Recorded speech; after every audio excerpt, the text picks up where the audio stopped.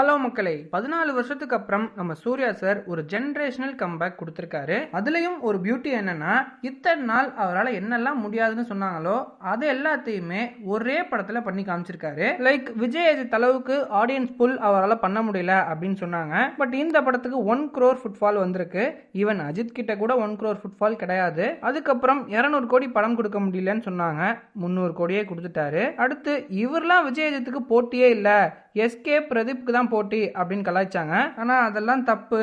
அவங்க இல்லாத இடத்தையே நான் தாண்டா ஃபில் பண்ண போறேன்னு டயர் 1ல ஒரு பக்கா சீட்டை போட்டு உட்காந்துட்டாரு சூர்யா. அது மட்டும் இல்லாம தமிழ் சினிமாலேயே வெறும் 5 படங்கள் தான் தமிழ்நாட்டில் மட்டும் 175 கோடிக்கு மேல கலெக்ட் பண்ணிருக்கு. Like Ponniyin Selvan, Jailer, Vikram, Leo and இப்ப கருப்பு. இது மாதிரி இன்னும் பல ரெக்கார்ட்ஸ் இருக்கு. இதுக்கெல்லாம் காரணம் கருப்பு படம் தான். சோ ரீசன் பிஹைண்ட் கருப்பு ஹிட் அப்படின்றத இந்த வீடியோல பார்க்க போறோம். ஏன் ப்ரோ இதெல்லாம் ஒரு வீடியோவா அப்படின்னு நீங்க கேட்கலாம். பட் என்னோட பழைய சேனலை ஃபாலோ பண்ணவங்களுக்கு தெரியும் இந்த மாதிரி வீடியோஸ் நிறைய என்கிட்ட வரும்னு. சோ இதுக்கப்புறம் வளன்னு பேசாம நிறைய வீடியோக்குள்ள போயிடலாம். சோ கருப்பு இவ்வளவு பெரிய ஹிட் ஆனதுக்கு முக்கியமான 5 காரணங்களை சொல்றேன். அதுல மொதல் காரணம் கல்ச்சுரல் சென்சிட்டிவிட்டி, கல்ச்சுரல் சென்சேஷன் கூட சொல்லுவாங்க.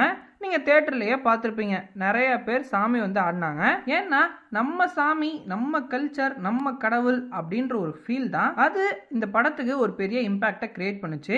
ஈவன் அதர் ரிலிஜியன் பீப்புளுக்கு கூட கனெக்ட் ஆச்சுன்னா பாத்துக்கோங்களேன். அந்த மாதிரி ஒரு ரைட்டிங் ஒர்க்கை பண்ணியிருக்காரு ஆர்ஜே பாலாஜி. அதே மாதிரி ஸ்கிரீன் பிளேவும் விண்டேஜ் படங்கள் மாதிரி நல்லா ஸ்பீடா தான் இருந்துச்சு. அதுல இன்னொரு கவனிக்க வேண்டிய விஷயம் என்னன்னா, தமிழ்நாட்டுல முக்கியமான ஒரு கடவுளை வச்சு ஒரு படம் எடுக்கும் போது ரொம்ப கேர்ஃபுல்லா பண்ணணும். ஒரு சின்ன மிஸ்டேக் ஆனாலும் மொத்தமா போயிடும். பட் அதுல ரொம்ப கவனமா இருந்து பக்காவா பிரசன்ட் பண்ணியிருக்காரு ஆர்ஜே பாலாஜி. படம் இவ்வளவு பெரிய ஹிட் ஆனதுக்கு இதுவும் ஒரு பெரிய பிளஸ் பாயிண்டா இருந்துச்சு. இதுக்கு முன்னாடி இந்த விஷயத்தை நம்ம காண்டாராலேயே பார்த்திருப்போம். கன்னட பீப்புளோட கல்ச்சர்ல பேஸ் பண்ணி எடுத்ததால ஆடியன்ஸ்ட ஒரு பெரிய ரீச் கிடைச்சது. அதே மாதிரி இப்ப மறுபடியும் கருப்புல நடந்திருக்கு. ஒன்ஸ் அகைன் ரிப்பீட் ஆயிருக்குன்னு கூட சொல்லலாம். சரி ஓகே, இதை விடுங்க.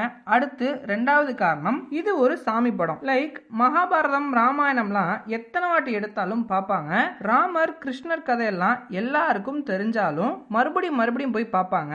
அதே மாதிரி வேற ஒரு சாமி படம் வந்தாலும் அதே இம்பாக்ட் தெரியும். அதுவும் கருப்பசாமி ஒரு டிஃப்ரெண்ட் ஃபீலை கொடுத்துச்சு. இதை நான் ஏன் சொல்றேன்னா, கடவுள் நேம்ல ஒரு படம் வருதுனாலே எப்பவுமே ஆடியன்ஸ்ட ஸ்ட்ராங் கனெக்ட் இருக்கும். லைக் தெலுங்குல ஹனுமான் மகாவதார் நரசிம்மா வந்தப்பையும் கன்னடால காண்டாரா வந்தப்பையும் அந்த ஒரு கனெக்டை நம்ம ஆடியன்ஸ்ட பார்த்தோம். சாமி படங்கள் எப்பவுமே ஒரு பெரிய இம்பாக்ட் கிரியேட் பண்றதுக்கு அந்த ஆடியன்ஸோட இருக்கிற கனெக்ட் தான் காரணம். அப்புறம் ஏன்டா ஆதி புருஷ் ஃபிளாப் ஆச்சுன்னு கேட்கலாம். ஆனா ஆதி புருஷ் 600 கோடி கலெக்ஷன், ஓப்பனிங் டேலேயே 150 கோடி கலெக்ட் பண்ணுச்சு.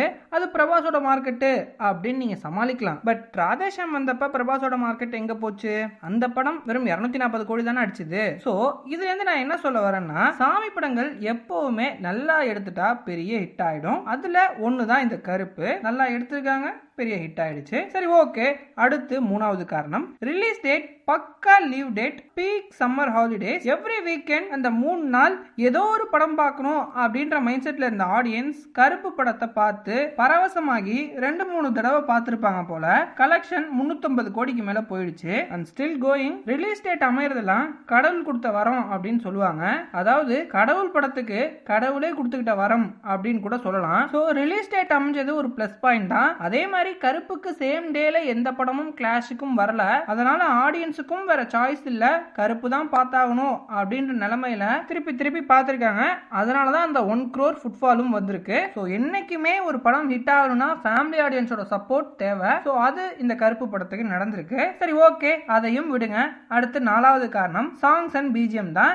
ஏன்னா ஒரு சீனை எலவேட் பண்றதே பிஜிஎமும் சாங்ஸும் தான். அதுவும் இந்த எலவேஷன் காட் லெவல்ல இருந்துச்சுன்னு கூட சொல்லலாம். இந்த ஐயப்பன் கோயிலுக்கு போறவங்களுக்கு தெரியும், கருப்புசாமி பாட்டுனாலே தனி கூஸ் பம்ப்ஸ் கிரியேட் ஆகும். அது அப்படியே படத்திலையும் கிரியேட் பண்ணாரு சாய் அபங்கர். அது மட்டும் இல்ல, சாங்ஸ் அண்ட் பிஜிஎம்னால ஓடின எத்தனையோ படங்கள் நம்ம பார்த்திருக்கோம். அதுக்கு ஒரு பெரிய உதாரணம்னா ஜெயிலர் தான். ஹுக்கும் பாட்டை வச்சு 650 கோடி அடிச்சாங்க அசால்ட்டா. அதே மாதிரி கருப்புலையும் நடந்திருக்கு.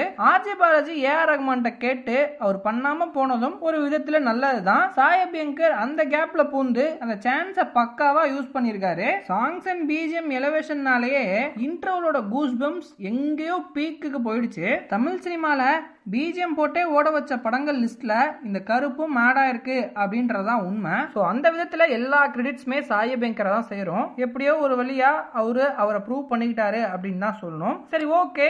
இதையும் தாண்டி 5வது காரணம் காட்ஸ் திங். அதாவது இது மாதிரி ஒரு படம் வரணும், அதை நீங்க பார்க்கணும், படம் பெரிய ஹிட் ஆகணும், அதுக்கு இப்படி நான் ஒரு வீடியோ போடணும்னு இருந்திருக்கு. Just got thing. கடவுளை மிஞ்சின சக்தி எதுவுமே இல்லை. அதனால தான் இதுவும் ஒரு காரணமா சொன்னேன். சொல்றதுக்கு 5வது காரணம் இல்ல, அதனால இவன் சமாளிக்கிறான் அப்படின்னு நீங்க நினைக்கலாம். பட் இல்ல, இதுவும் ஒரு முக்கியமான காரணம் தான் அப்படின்னு எனக்கு தோணுச்சு. அதனால தான் வச்சேன். ஸோ ஃபைனலா ஒரு காலத்துல விஜயஜித்தோட மார்க்கெட்டை சிங்கிள் ஹேண்ட்ல டேக்கிள் பண்ண OG Suriya is back. King is back to his throne அப்படின்னு கூட சொல்லலாம். ஏன்னா பேக் டு பேக் படங்கள் வருது. எப்படியும் ஜூன் எண்டு வரை கருப்பு ஓடும். அண்ட் ஜூலை 1 month கேப்ல விஸ்வநாதன் அண்ட் சன்ஸ் படம் வருது. அதுவும் கண்டிப்பா ஹிட் ஆகும் நினைக்கிறேன். பார்க்கலாம் என்ன நடக்குதுன்னு. பட் அப்படி அந்த படம் ஹிட் ஆயிடுச்சுன்னா ரொம்ப வருஷத்துக்கு அப்புறம் சூர்யா ஒரே வருஷத்துல 2 ஹிட் கொடுத்திருப்பாரு. அது மட்டும் இல்லாம டயர் 1ல காலியா இருக்கிற இடத்த அவர் கண்டிப்பா ஃபில்லும் பண்ணிடுவாரு. பட் இதெல்லாம் என்ன நடக்க போகுது அப்படின்னு நம்ம வெயிட் பண்ணி தான் பார்க்கணும். ஸோ ஃபைனலா கருப்பு படம் ஹிட் ஆனதுக்கு என்னெல்லாம் காரணம் இருக்கும் அப்படின்னு எனக்கு தோணுச்சோ அதெல்லாம் சொல்லிட்டேன். இதையும் தாண்டி நீங்க எதுவும் சொல்லணும்னு நினைச்சாலோ இல்ல சொல்றதுக்கு எதுவும் வச்சிருந்தீங்கனாலோ போற போக்குல கமெண்ட்ல சொல்லிட்டு போங்க. Good bye.